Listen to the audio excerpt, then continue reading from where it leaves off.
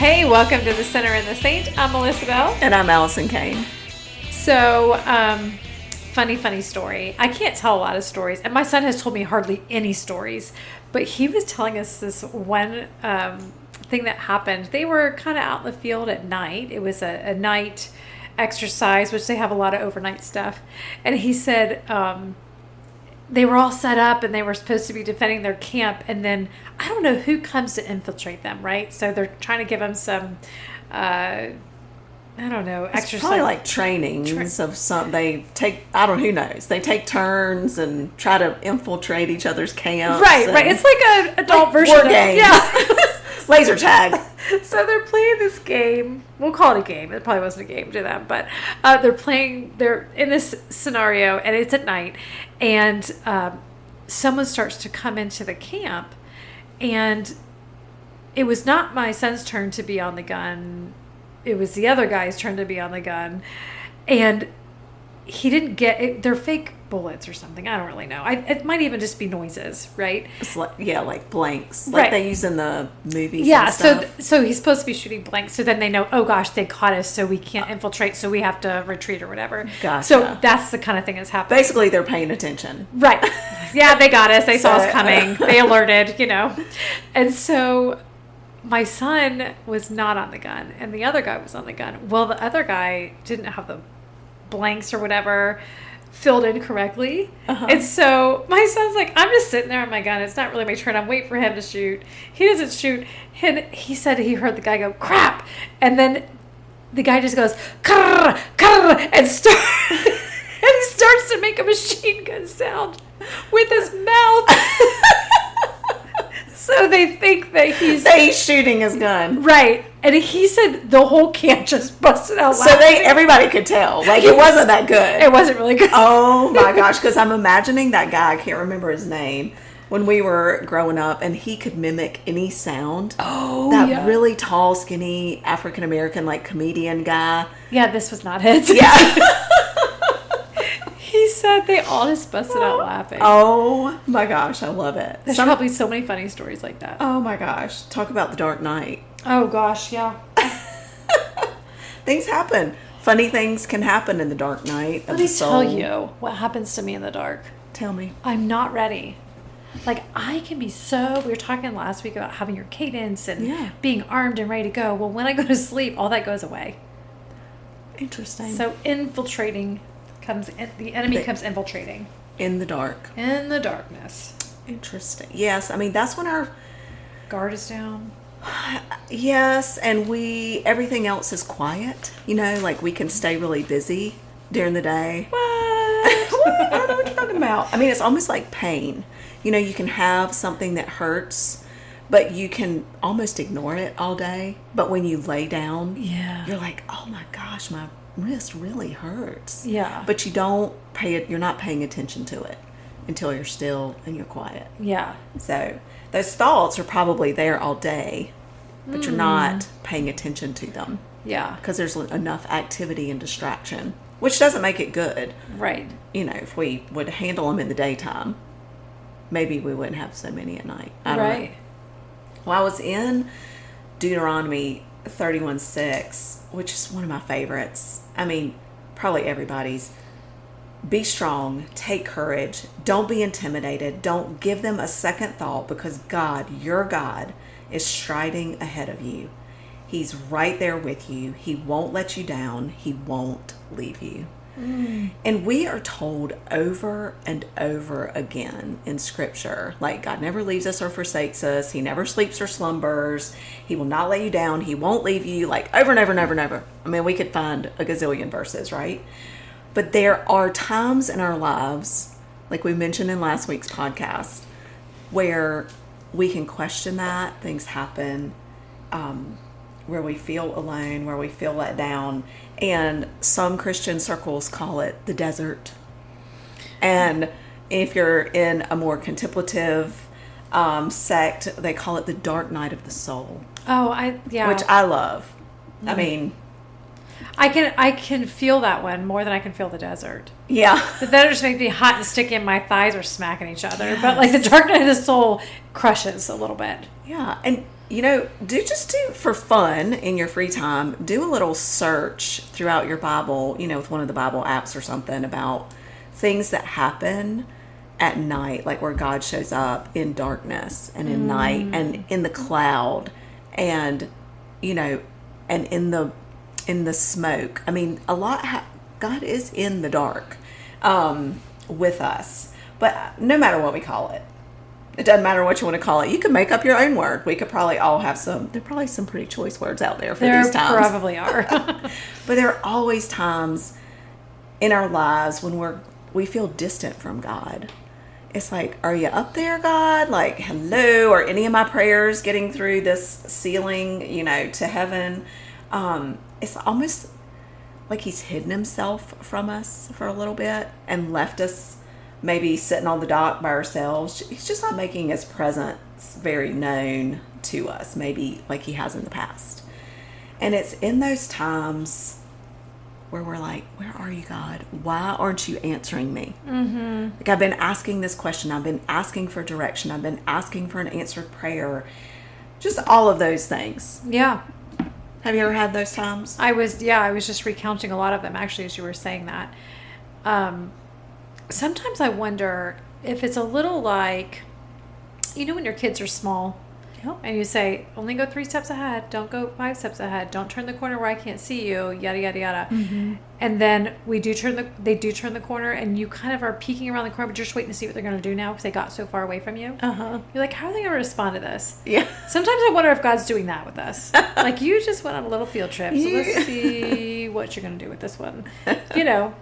And then sometimes we are literally sitting in his presence, and you're like, I am trying so hard, and I hear, I cannot sense you near me right now. Those are when you have the closeness of God, and then you feel that distance.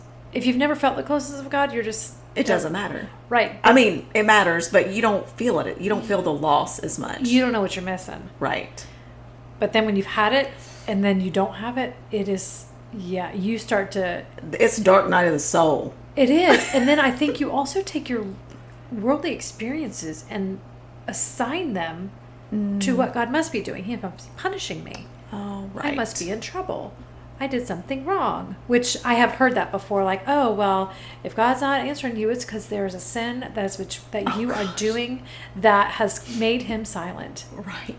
And aren't we the first to, blame it on ourselves? Right. Or it must be me, or if a friend doesn't answer, a text in a certain amount of time, well, they must be mad at me for something,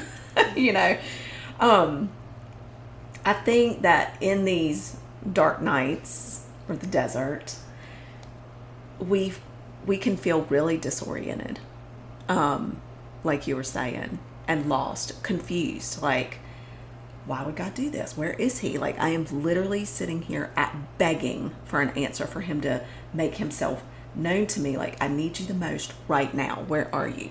Right. And it can feel really lonely. Yeah. And like you're lost. I get meandering around in the desert, right? But just meandering in the dark without your light. You just feel lost and lonely in this silence that used to be filled with God's presence and his voice and just these whispers of hope and maybe, I don't know, that tangible company. Yes. That you have felt and experienced with God, those answers. I imagine this is a place where a lot of people, and I've heard it actually, stop believing in God. Ooh. Because guess who will speak in the dark? Oh, absolutely. Loud and clear. Loud and clear. He's super comfortable in the dark. Yeah. Yes. God can be in light and dark. Mm-hmm. Satan can only be in the dark. And he'll be the first one to step up to the microphone. He sure will. Oh, he doesn't... God's not here. Mm-hmm. Oh, he's left you. God doesn't care. No, you're not good enough for him. Yeah. Yeah. And all that questioning, he's gonna help you answer, why has God left me? Right. He's like, oh, do you know? remember back in the 10th grade? That's why he left you. I mean, he's going to twist. The enemy will just twist every little thing. And it's like, oh, well, you must not have done something right. Mm-hmm. What, did you do so-and-so? Or you did do so-and-so? Right. Whatever the thing is. I think if we can shift our perspective into understanding that God is who he says he is. And all through Scripture, he states over and over, he will not leave us or forsake us. When we are a child of God, he never leaves us. And so these times, these dark nights, are honestly about God's deep love for us. Which seem counterintuitive. But if you consider your own parenting, if you're a parent,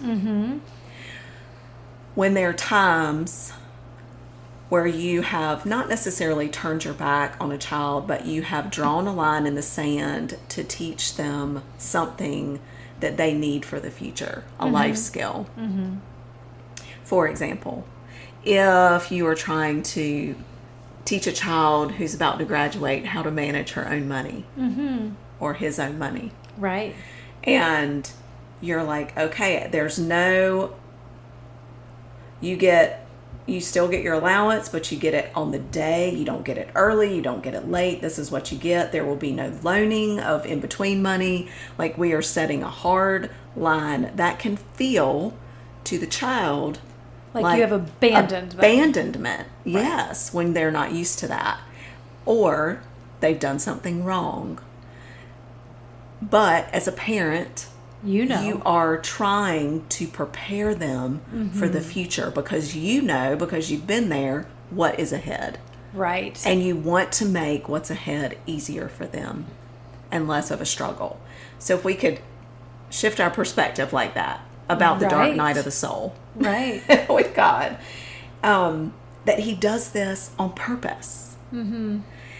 He's there. He doesn't leave us. But he may be just listening. And letting you work it out a little bit. Letting you sense in that silence, taking notice of the emptiness maybe that you feel without his presence as a reminder of our great need for it. Yeah. So interesting. I was, talking to my son before he left months ago, and, he's going to have some things thrown at him he's not expecting. And I said, I want you to remember one thing. This world could take a lot from you, but they can't take away your God. And so you need to make sure that you are solid, constantly investing, like we were talking about last week. They can't take your scripture away. They can't take your mind away. That's right. So you need to make sure that is what you're strengthening, and don't abandon that, because you can get so caught up in things. Find your strength in it. Right. And your courage. Right. Because when it is dark and you're afraid of the dark and you don't know which way they're coming. Yeah. He said, I just pray. But easy for him to say right now. Right. You know what I mean? When they're using blanks. Yeah, when they're using, oh dear God, yeah. But I think for me, the darkness, what happens if I'm sitting in dark for a while, I see the patterns try to come back. My old patterns start to emerge. And they bring up new things, old things, but just under a different cloak, right? And so if I'm not careful, I can go running down that dark alley again.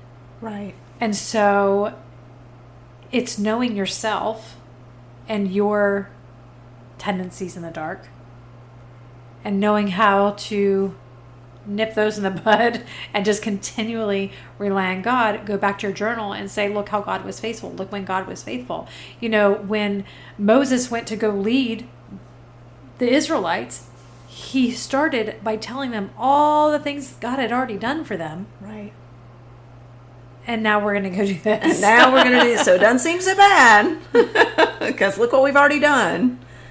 It's so true. And it just reminds me of last week you mentioned, you're down in the deep South for graduation, and you were so hot. But your son wasn't even sweating. And he was in like long sleeve shirt, long pants, and you're in like a skirt and a short sleeve, and you're sweating to death. Yeah. He didn't even know that he was prepared for the heat. Right. Because just in this time, it wasn't something he was taking notice of.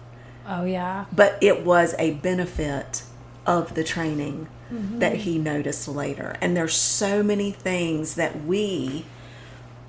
once we come out of the dark night and we're in that next spot, we realize as we look back, oh my gosh, I get it now. Look at this deeper intimacy that I have with God.